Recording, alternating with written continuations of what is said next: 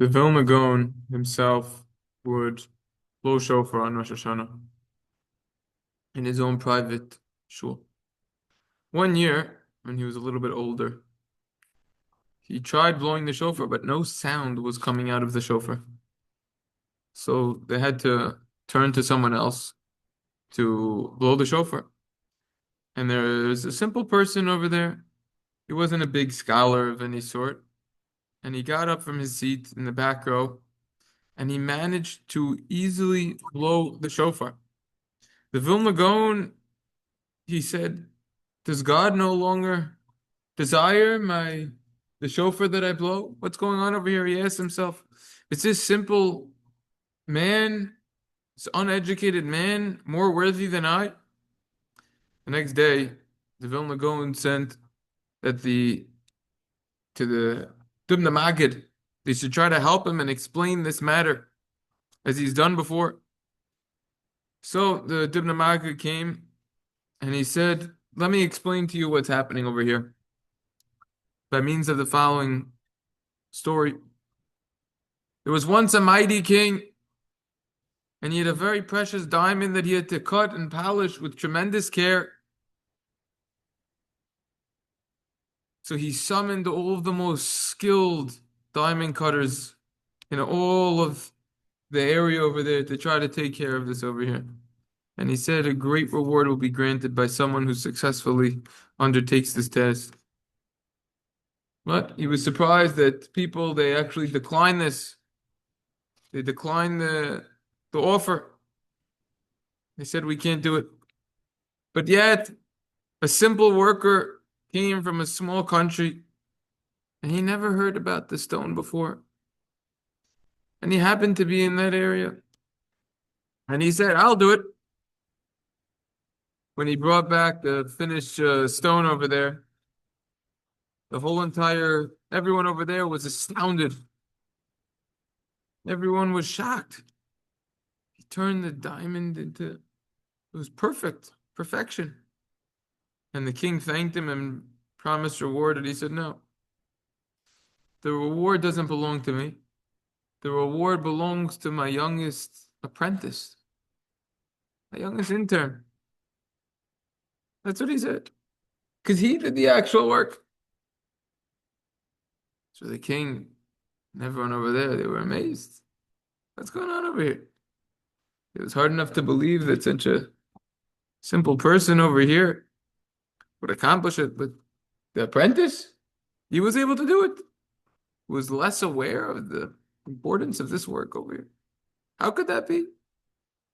So the king, he then summoned all the experts in the land to show them the stone, and they looked at it.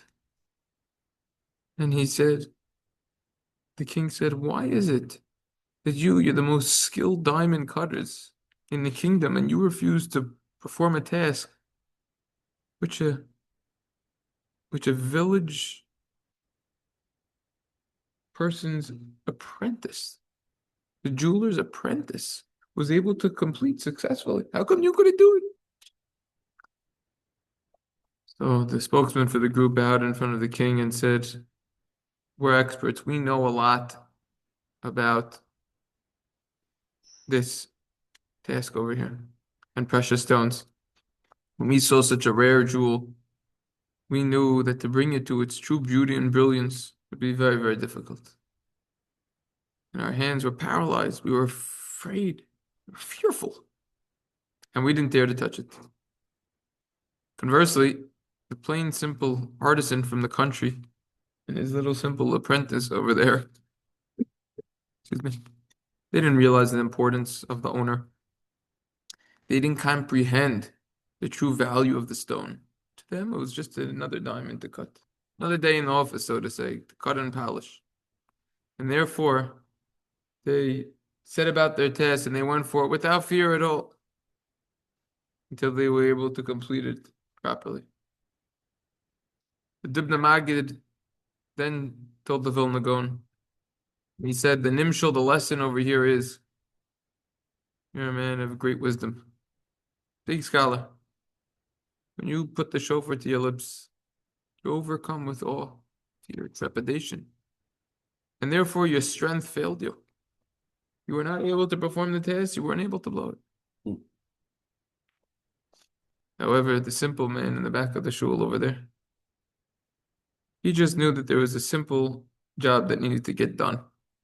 Piece of work needed to get done. To blow the ram's horn in accordance to the general halacha, to the Jewish law. He knew that his lungs were healthy. He knew that they were strong. He didn't have the fear, and therefore he was able to easily blow it. That's the idea over here. That was what we discussed yesterday. That the greater a person is, the more aware he is of what's going on, what these days are about. As we said the story yesterday, how it's worth repeating, that there was once a time where they had borders that were put up, time of war, and the goods were incredibly expensive because all the trade was halted. But there were some businessmen who risked their lives in order to make tremendous profit. They would smuggle the goods. So one time, a businessman, he paid the horse owner, driver of the carriage. He said, I'm going to pay you a lot of money, drive it over to the other side. As they get closer and closer to the border, they become more and more scared. The business owner was frightened. The the horse driver, he's scared, not as scared because he's not going to get killed if he gets caught on the business, and but he would get fined. What about the horses? Are they scared? No, they don't know the difference. Same thing over here. Who's going to be scared? Who's going to be in awe over here? Days of awe. Yamim Noraim. That's the idea.